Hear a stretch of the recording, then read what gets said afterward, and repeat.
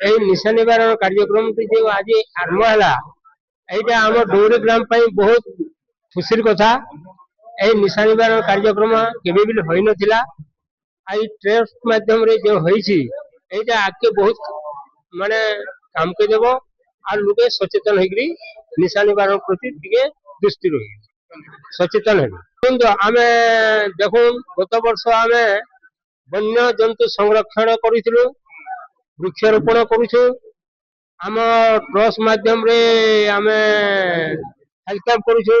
बहुत लोग ये उपकृत हो जार द्वारा कि आम ट्रस्ट माने गोटे आवास आगे भी जाऊे और लोके संतोष होइकरी माने बहुत लोग माने आमर चक्षु माने ऑपरेशन पाई भी जाऊन से माने बहुत उपकृत होचन एई ट्रस्ट माध्यम रे।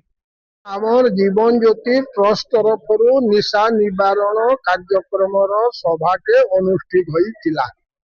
तेबे आमर एनजीओ ग्रुप रो माँ मानू इथिरे सचेतन होइकरी निशा निवारण रो प्रतिवाद करवार लगी से मानू सचेतन करा जाइके से माने संगठित होइकरी ए बाबद निश्चय माने पदक्षेप नेबे बोली प्रतिश्रुति दैछन।